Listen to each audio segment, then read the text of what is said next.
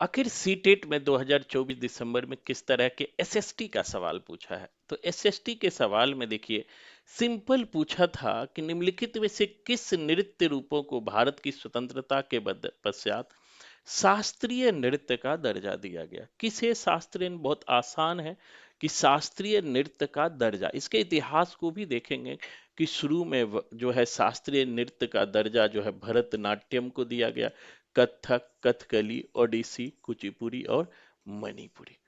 इसे जो है शास्त्रीय नाट्य का दर्जा दिया गया। अब देखो किसे नहीं दिया गया, हम काट भी सकते हैं। सिंपल, अब देखोगे कि यहाँ पर जो है बीहू है, बाहर हो गया। यहाँ भांगड़ा है, इसलिए नहीं होगा। यहाँ पर जो है फिर भांगड़ा है, इसलिए नहीं होगा। आंसर क्या होगा? दूसरा ही होगा। तो इस तरह से हम लोग काट के आंसर तक पहुंच सकते हैं।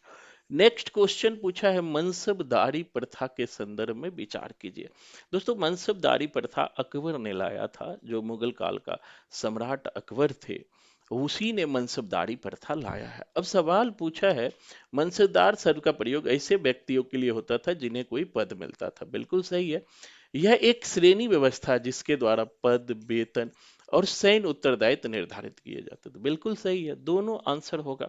तो मनसबदारी प्रथा को लाने वाला अकबर था, और उन्होंने जो है पद और वेतन के लिए यह व्यवस्था लाई थी। अब कहता है, टोडरमल द्वारा लागू की गई राजस्व प्रणाली का क्या नाम था?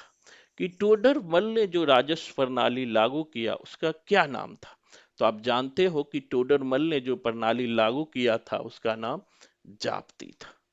उसका क्या नाम था? जाप्ती प्रणाली था। इसे ही दिसंबर में क्वेश्चन, अब देखो फिर पूछा गया है, एंशियंट का सवाल पूछा गया है, प्राचीन काल का, खास करके नियोलिथिक काल का, नवपाषाण काल का सवाल पूछा गया है। बहुत इजी है। तो कहता है पहला, मेहरगढ़ वह स्थान है जहां लोगों को पहली बार चावल और मक्का का प्रमाण मिला है। अब पहला ही ये पूछा है कि मेहरगढ़ वह स्थान है जहां से चावल और मक्का का प्रमाण मिला है।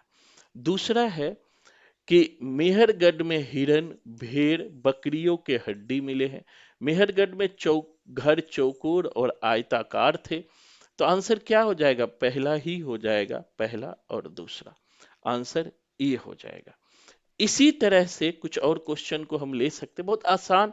अगर आपको इतिहास का सामान्य जानकारी है तो सवाल बहुत आसानी हो। कहता 20वीं सदी के आरंभ में भारतीय महिला में डैश सुधार का काम चल रहा था। जो 20वीं शताब्दी में जो धर्म सुधार आंदोलन चल रहा था उसमें क्या क्या था? एक तो विधवा पुनर्विवाह